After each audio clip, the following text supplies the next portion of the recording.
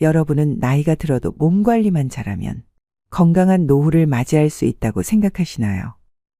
60대, 70대까지만 해도 그렇게 생각하고 자신의 몸을 돌보지 않았지만 80세가 되면 누구나 이렇게 된다고 합니다.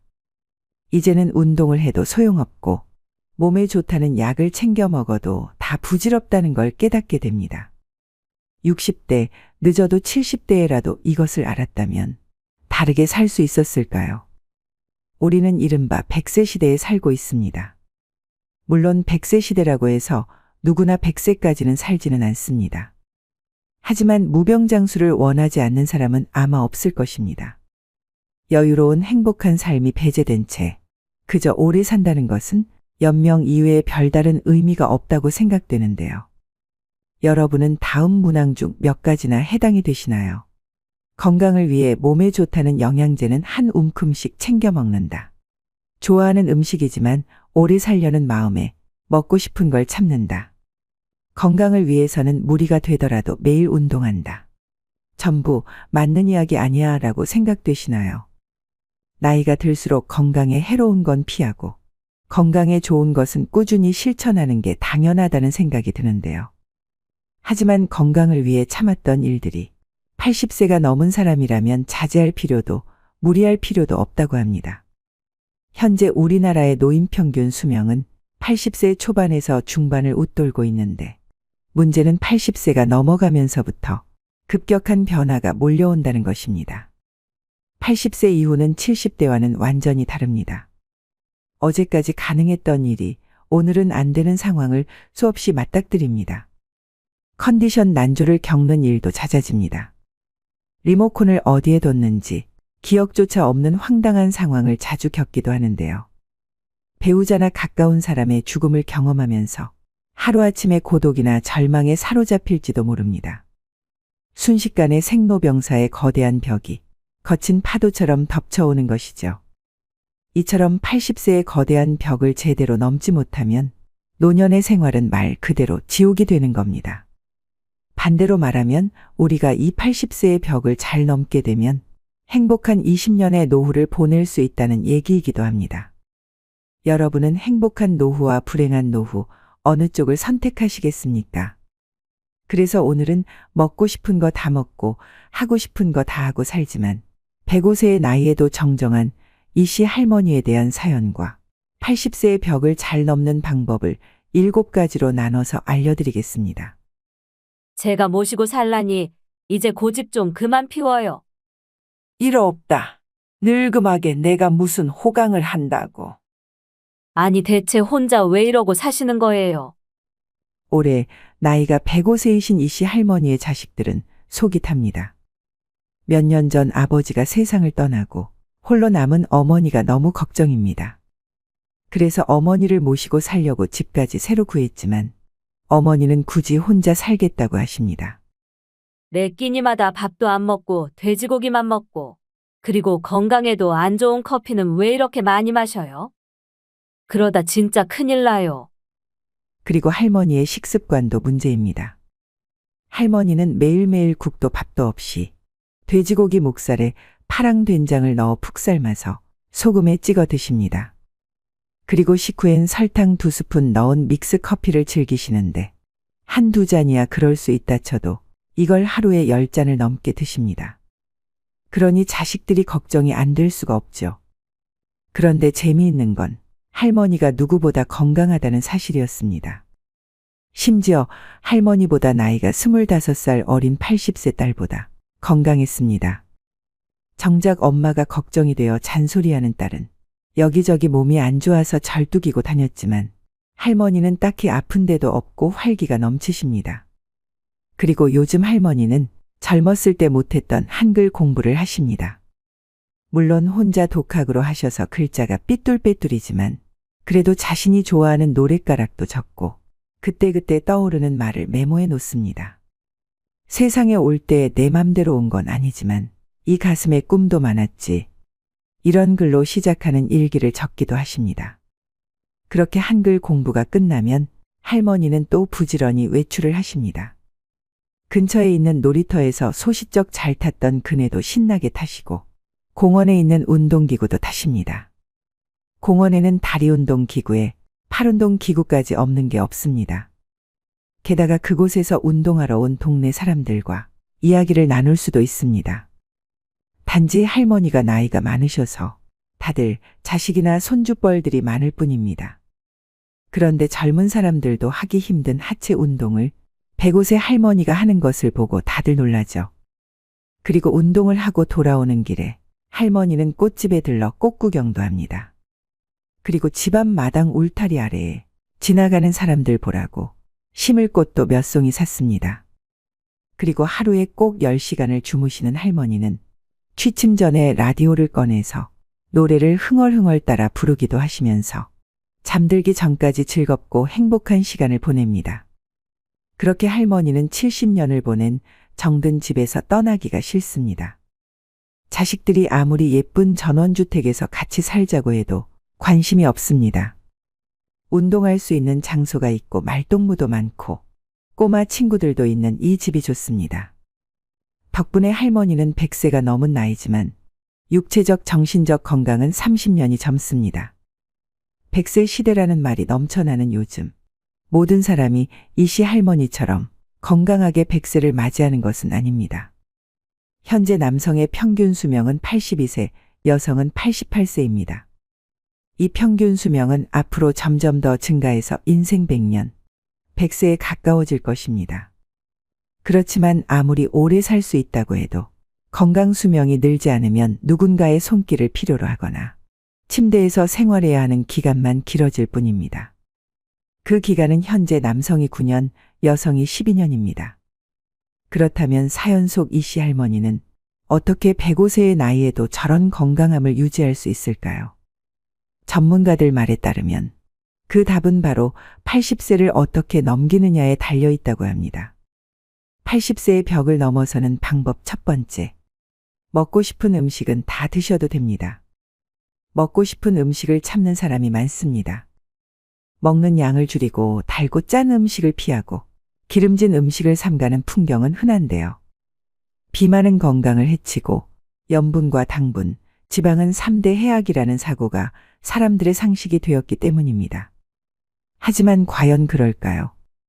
먹고 싶다는 욕구는 몸이 원한다는 뜻이기도 합니다.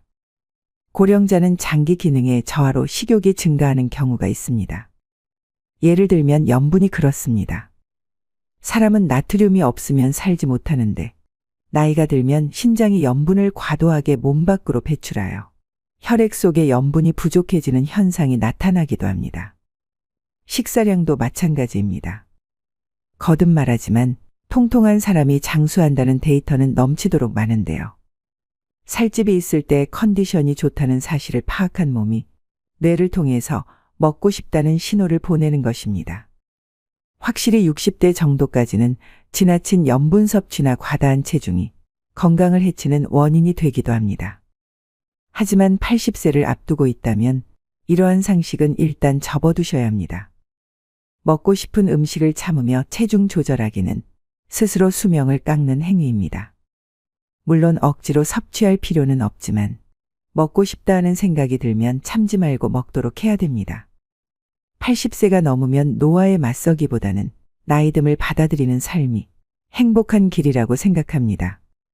85세가 넘어 사망한 사람을 부검하면 대부분 몸에서는 암이, 뇌에서는 알츠하이머형 병변이 발견된다고 합니다. 하지만 생전에 이러한 사실을 몰랐던 사람도 적지 않습니다.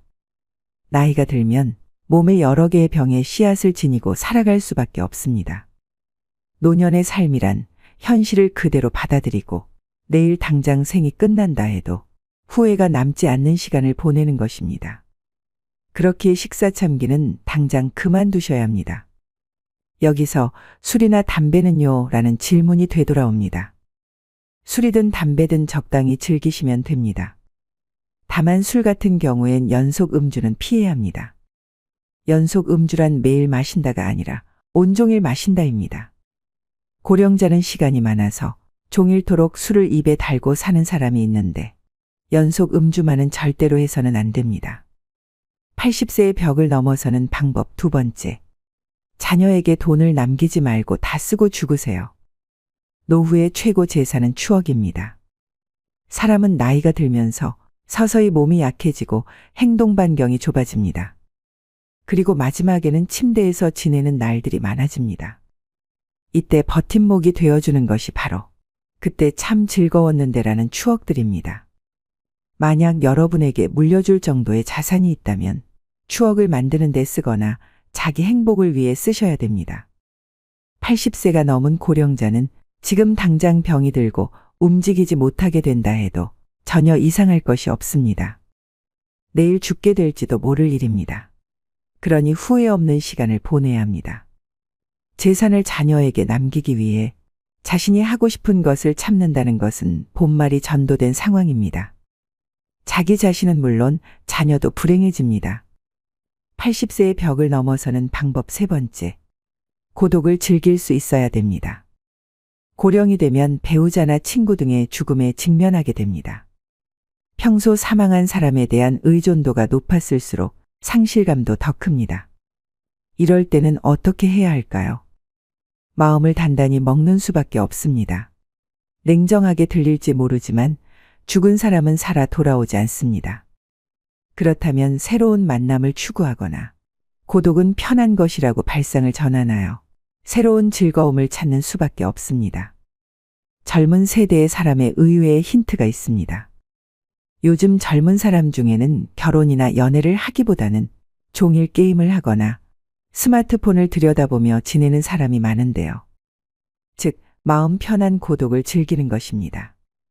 외롭다라고 생각하면 마음이 괴롭지만 고독은 자유다라고 발상을 바꾸면 뜻밖의 즐거움을 발견할 수 있습니다. 제가 아는 고령의 지인은 아내가 사망한 후에 넷플릭스라는 온라인 동영상 서비스를 이용하기 시작했습니다. 그분은 다 보지 못할 정도로 영상이 많아서 시간이 순식간에 지나간다. 아내가 무엇을 보고 싶어 하는지 신경 쓰지 않아도 된다. 보고 싶을 때 보고 자고 싶을 때 자니 마음이 편해서 좋다라고 말합니다. 80세의 벽을 넘어서는 방법 네 번째.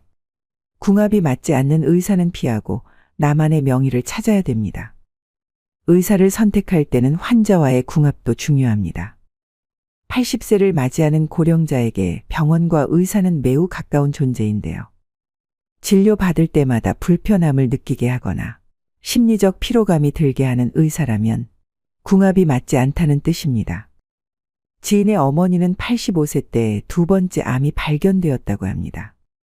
그러나 더 이상 수술은 하지 않는다라고 결심하고 있었기에 의사에게 솔직히 말했더니 생각지도 못한 대답이 돌아왔습니다. 그럼 원하는 대로 하세요. 수술이 필요 없다면 제가 해드릴 치료는 없습니다라는 답변이었습니다. 이런 말까지 듣고 그 병원에 다닐 수는 없었습니다. 의사의 불섭생이라는 말이 있습니다. 의사가 자기 건강이나 신체에는 무관심하다는 뜻입니다. 거짓말 같은 참말로 많은 의사들은 환자에게는 약이나 검진을 권하지만 정작 본인은 원하지 않습니다. 물론 의사는 환자의 인생이나 건강이 어떻게 되든 상관없다고는 생각하지 않습니다. 당면한 병의 치료를 최우선으로 생각할 따름입니다. 그러나 환자들은 의사의 말에 상처받거나 괴로워하죠. 병원과의 궁합은 문을 열고 들어가는 순간에 알 수 있는데요. 분위기가 밝다면 의사와 환자의 소통이 잘 이루어진다는 증거이고 반대로 어딘가 모르게 어둡다면 피해야 합니다. 인생 경험이 풍부한 여러분의 감각이 알려주는 것이니 그 직감을 믿으셔야 합니다. 병원은 몸이 아플 때 가는 곳인 만큼 대화를 나누면 기분이 나아지게 해주거나 환자의 이야기를 진지하게 듣고 치료해주는 의사가 당연히 좋습니다. 널리 알려진 명의보다 나만의 명의를 찾는 일이 중요합니다. 내 마지막을 지켜주었으면 하는 생각이 든다면 최고의 궁합일 것입니다. 80세의 벽을 넘어서는 방법 다섯 번째. 성욕은 자연스러운 것으로 부정하지 마세요. 유감스럽게도 나이가 들수록 성욕은 감소하는데요. 특히 남성의 경우에는 남성 호르몬이 줄어들기 때문에 눈에 띄게 떨어집니다. 여성의 경우에는 나이가 들수록 남성 호르몬이 증가해서 성욕이 다소 올라가는 사람도 있습니다. 성욕이 있다는 사실은 부끄러운 일이 아닙니다. 남성이든 여성이든 가능하다면 적극적으로 성생활을 하는 편이 좋습니다. 얼마 전 어느 신문 고민 상담란에 79세 남성의 사연이 올라왔습니다. 거의 날마다 자위하는 나는 비정상인가요? 라는 고민이었습니다. 정상입니다. 멋진 일이라고 생각합니다. 남성 호르몬이 충분히 분비되고 있다는 증거입니다. 즐길 수 있을 때 즐기지 않으면 손해입니다. 그리고 풍부한 남성 호르몬은 판단력이나 근력을 높여 젊음을 유지하는 데에도 도움이 됩니다. 여성도 마찬가지입니다. 성욕이 있는 사람도 있고 전혀 없는 사람도 있겠지만 이것은 그저 개인차일 뿐입니다. 80세의 벽을 넘어서는 방법 6번째. 할 수 있는 일은 포기하지 마세요. 할 수 있는 일을 계속 유지하는 것. 그 중에서도 으뜸은 운동입니다. 운동이 필요하다는 사실은 살면서 지금까지 귀에 딱지가 앉을 정도로 들었으니 충분히 이해할 것입니다.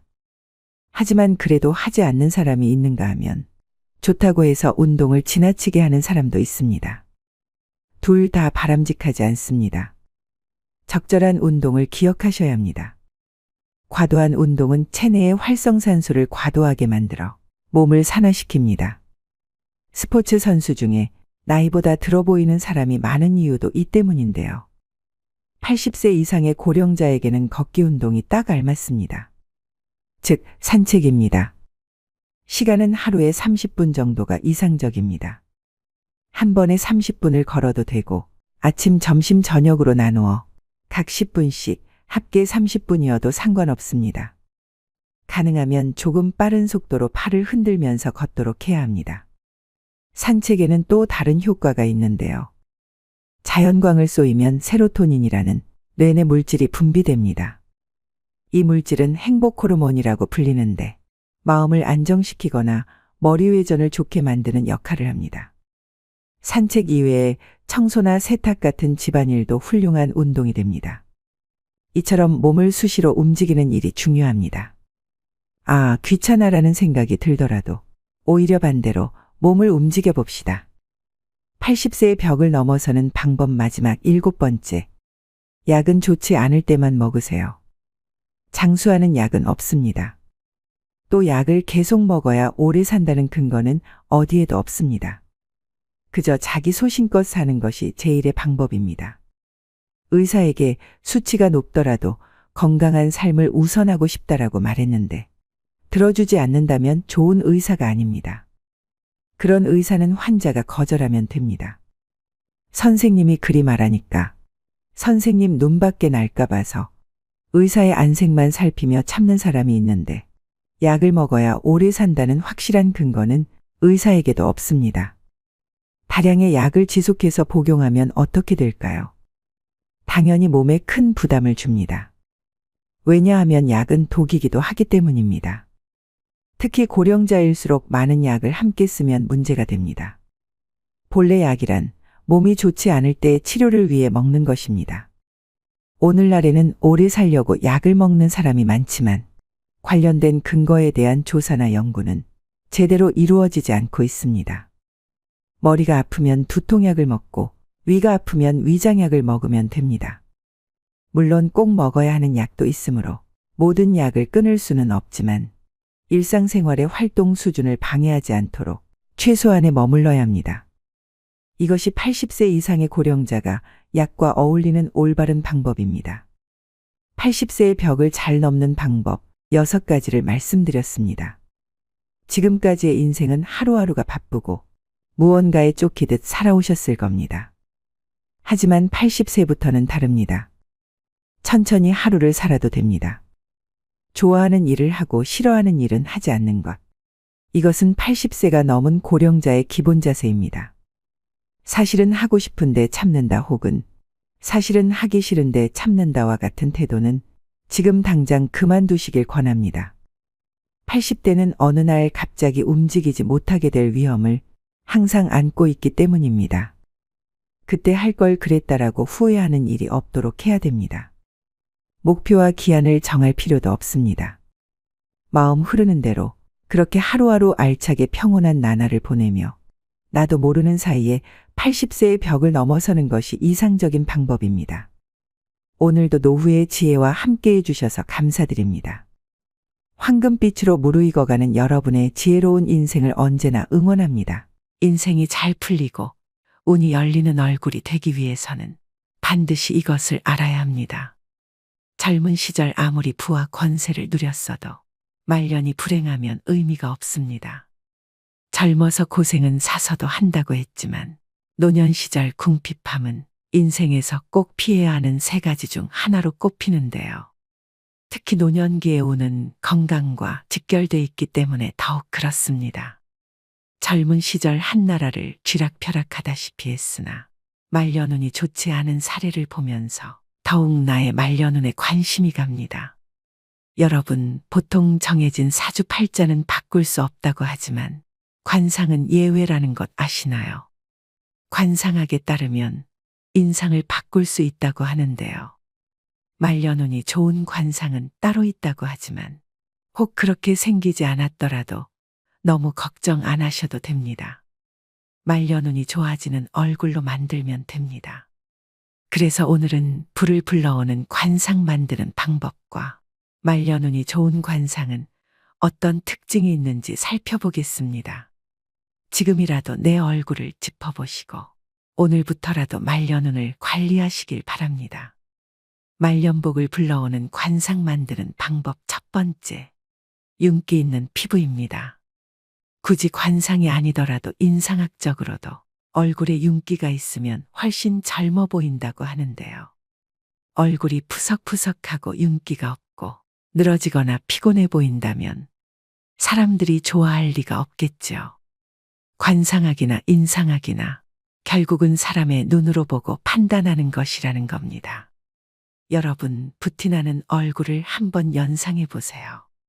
앞서 말씀드린 푸석푸석한 피부, 피곤해 보이는 윤기 없는 얼굴을 가진 사람과 매칭이 되시나요? 관상학적으로도 얼굴에 윤이 나지 않는다면 절대 성공할 수 없다라고 말을 하고 있습니다. 일반적으로 성공한 연예인들을 TV에서 보면 얼굴에 윤이 반들반들하죠. 성공한 부자들, 유명한 정치인들도 예외가 아닙니다. 피부가 반들반들 하다못해 빛이 반사될 정도입니다. 타고난 자기 얼굴을 어떻게 관리하느냐에 따라 운명은 확 달라집니다. 사람의 생김새는 취향에 따라 분명 차이가 납니다.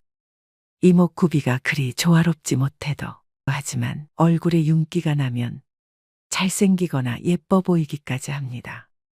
심리학에서는 첫인상 효과라는 것이 있는데요. 어떻게든 남에게 나의 이미지를 좋게 심어주는 것은 중요한 일입니다. 하여 첫인상을 좋게 만드는 최고의 수단이 바로 윤이 나는 피부를 만드는 것입니다. 두 번째는 생기 있는 얼굴입니다. 지인을 만나면 이런 말 한 번씩 하시죠. 무슨 일 있어? 얼굴이 왜 이렇게 힘들어 보여? 얼굴이 폈네. 무슨 좋은 일 있어? 이렇게 얼굴에는 우리의 마음이 다 드러나게 됩니다.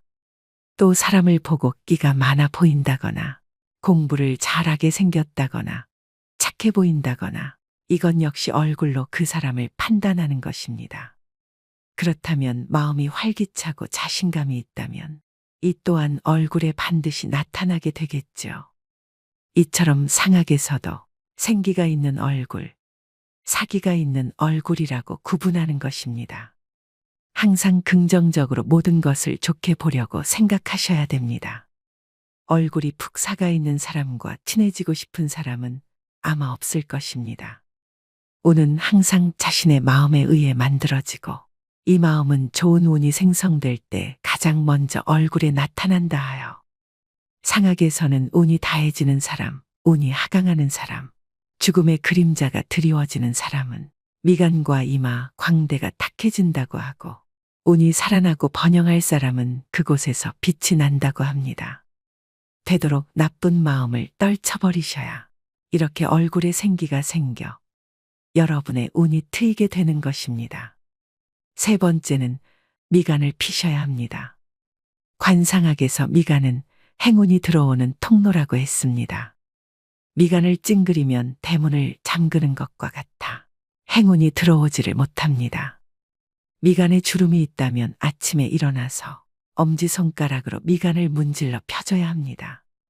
그러면 뭉쳐진 근육이 풀리면서 어느 순간 미간이 환하게 펴지게 됩니다. 또한 근본적으로 미간을 펴는 가장 좋은 방법은 웃는 것입니다. 긍정적인 생각과 좋은 행동을 하면 자연히 미간이 펴집니다. 사소한 일이라도 즐거움을 부여해 웃으셔야 됩니다. 또 항상 상대에게 은은한 미소를 띄우셔야 됩니다. 심리학적으로도 웃음을 띤 얼굴이 그렇지 않은 얼굴보다 호감도가 훨씬 뛰어나다고 수도 없이 발표되었는데요. 이것이 운을 얻는 최고의 수단입니다. 즉 미간을 펴야 인생도 펴집니다. 네 번째는 입꼬리를 올리셔야 됩니다. 입은 모든 물길이 모이는 바다이고 입술은 바닷물을 가두는 제방이라고 했습니다. 이런 제방은 물보다 높이가 높아야 합니다. 입꼬리가 위로 향하는 것은 제방이 물보다 높아 물이 넘쳐나지 않는 것과 같습니다. 반면 입꼬리가 처지면 제방이 터져 물이 넘쳐 흐르는 것과 같지요. 평소 좋은 생각을 하고 자주 웃으면 볼 근육이 발달해 양쪽 입꼬리가 위로 올라가게 돼 있습니다. 반면 부정적인 생각과 우울한 마음을 가지면 볼 근육 대신 이마와 미간에 부정적인 근육이 발달하게 됩니다. 따라서 입꼬리가 처지고 이마와 미간에 주름이 생겨 부정적인 사람이 됩니다. 입꼬리를 올리면 행운을 머금고 있어 행운이 빠져나가지 못하게 됩니다. 말년운을 부르는 관상 만드는 방법 4가지를 말씀드렸습니다. 관상학자들이 말하는 나쁜 운을 좋은 운으로 바꾸는 개운의 방법은 의외로 간단합니다. 항상 편안한 마음으로 사물을 긍정적으로 바라보고 생각하는 것. 그렇게 하루 이틀 정진하다 보면 나도 모르게 관상이 바뀌게 되고 결국 운명까지도 바뀌게 됩니다. 화와 복은 문이 따로 없으며 오직 사람이 스스로 불러들인다고 했습니다. 자신의 얼굴과 운명은 스스로 만들어 나가는 것입니다. 물론 처음에는 어렵겠지만 이를 습관화한다면 분명 좋은 운이 들어올 것이며 부귀와 공명 또한 얻게 될 것입니다. 이 작은 변화만으로도 여러분의 운은 좋아질 수 있다는 점을 명심하셔야 됩니다. 얼굴로 모든 것을 꿰뚫어보는 천재 관상가의 이야기를 다룬 영화 관상에서는 시종일관 얼굴 하나만으로 사람의 성격과 미래를 점쳤고 그것은 절대 빗나가지 않았습니다. 과연 내 관상은 어떨까? 평소 이런 궁금증을 가지시는 분들이 많을 거라고 생각되는데요. 관상학에서는 인간을 소우주로 봅니다. 그래서 겨우 눈, 코, 입이 들어가는 작은 얼굴 속에도 하늘, 땅, 별, 해 등을 의미하는 부위가 있습니다. 모든 것이 조화롭고 자연스러워야 세상이 잘 흘러가듯 얼굴도 각 부위가 조화롭고 자연스럽게 자리를 잡아야 좋은 관상인 것인데요. 그렇다면 복 있는 관상, 장수하는 관상은 무엇일까요? 먼저 이마입니다. 관상학에서 하늘을 뜻하는 것은 사람의 이마입니다. 그래서 이마가 훤하게 넓고 두상이 둥글면 하늘의 기운을 잘 받았다고 봅니다. 하늘의 기운은 조상의 음덕을 말합니다. 태어날 때부터 많은 것을 타고났다는 말입니다. 이마가 잘생겼다면 초년에 큰 어려움 없이 재능, 건강, 재물, 강한 정신력 등을 물려받았다고 봅니다. 이마 가장자리의 생김새도 중요합니다. 이마의 가장자리를 조상의 복덕을 받는다고 하여 복덕궁이라고 부르는데 그 부위가 머리카락으로 덮이지 않고 훤하게 열려 있어야 좋은 관상이라고 말합니다. 다음은 눈입니다. 관상학에서는 왼쪽 눈을 해, 오른쪽 눈을 달이라고 봅니다. 눈이 지혜를 뜻하며 해처럼 밝게 빛나고 눈동자가 검으면 지혜로운 관상이라고 합니다. 만약 좋은 이마를 타고났어도 눈에 힘이 없고 흐리멍덩하다면 소용이 없습니다. 조상에게 좋은 음덕을 받았더라도 지혜가 없어 그것을 다 날리는 꼴인데요. 유력 인사들을 보면 하나같이 눈빛이 강하고 밝게 빛납니다. 또 눈과 눈썹은 멀수록 좋고 눈썹이 높으면 출세와 명예가 높아집니다. 눈썹이 진하면 체력이 좋으며 말년에 문서복과 부동산복이 늘어납니다. 또 눈썹이 좋으면 귀인의 도움을 받을 수 있으므로 어려움을 잘 극복하는 다복한 말년이 예상됩니다. 그 다음은 코입니다. 코는 산과 같습니다. 높은 산맥처럼 힘있게 우뚝 솟은 것이 좋습니다. 또한 오장육부를 상징하고 있기 때문에 실하고 풍대한 코가 좋은 코라고 보는데요. 장수하는 어르신을 보면 대부분 코가 큽니다.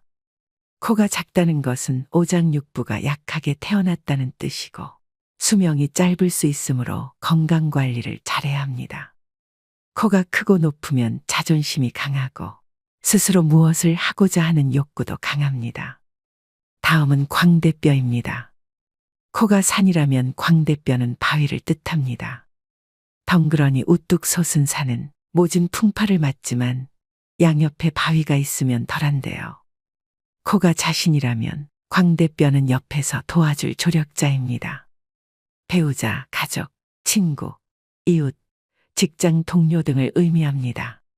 그래서 코 못지않게 광대뼈의 모습도 중요합니다. 관상학에서는 광대뼈를 광골이라고 하며 이 광골이 둥글고 앞으로 발달되어야 좋다고 봅니다. 만약 광대뼈가 옆으로 발달하면 코와 멀어지는 형상이어서 가까운 사람에게 배신을 당할 수 있습니다. 코가 높고 광대뼈도 적당하게 발달해야 가정도 편안하고 사업도 번창하는 좋은 관상입니다. 다음은 입입니다. 윗입술보다 아랫입술이 도톰하고 입이 크면 좋은 관상입니다. 입술이 도톰하고 뚜렷하면 말년운이 좋다고도 합니다. 입꼬리가 약간 올라가도 좋은 관상인데요. 이마가 의미하는 조상의 음덕을 그릇으로 고스란히 바치는 꼴이기 때문입니다. 올라간 입꼬리는 조상의 음덕을 말년까지 두고두고 누리는 것을 의미합니다. 인중이 길면 수명도 길고 말년이 편안하며 자손도 번성한다고 하는데요. 또한 인중이 길면 인내심도 강합니다.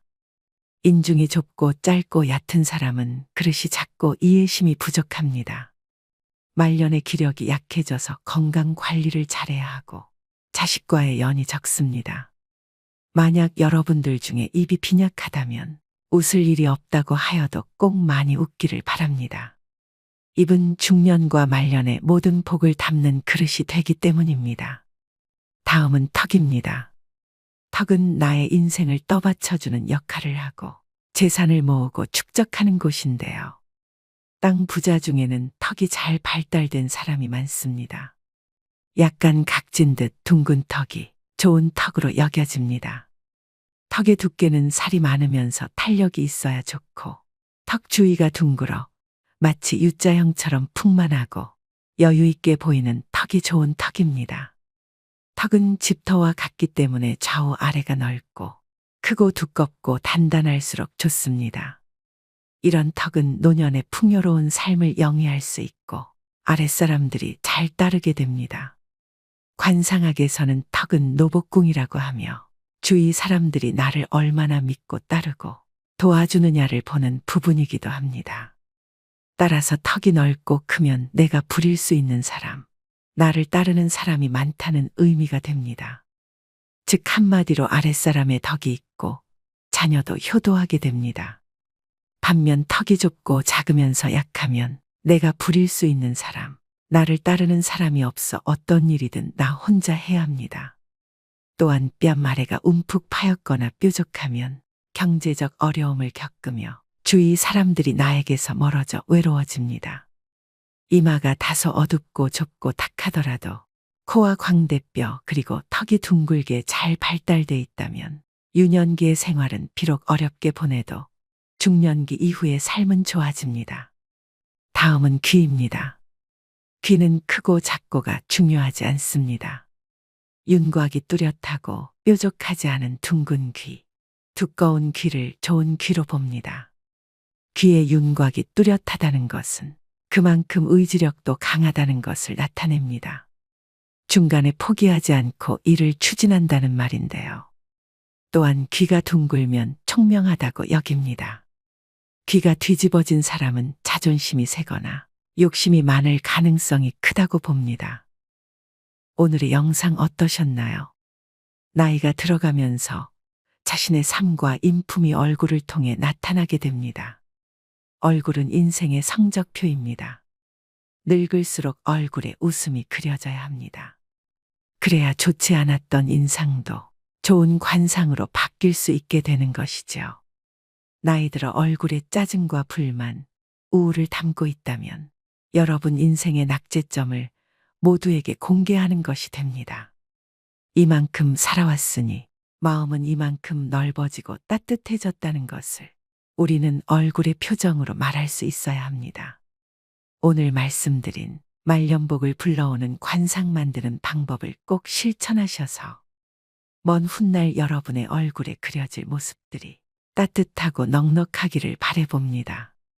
사람의 운명을 과연 어떤 것이 갈라놓겠느냐고 생각할 수도 있지만 분명한 것은 아주 작고 사소한 무언가가 변화를 만들며 이 작은 변화만으로도 여러분의 운명은 좋아질 수 있음을 명심하시길 바랍니다. 오늘도 노후의 지혜와 함께 해주셔서 감사드립니다. 황금빛으로 무르익어가는 여러분의 지혜로운 인생을 언제나 응원합니다.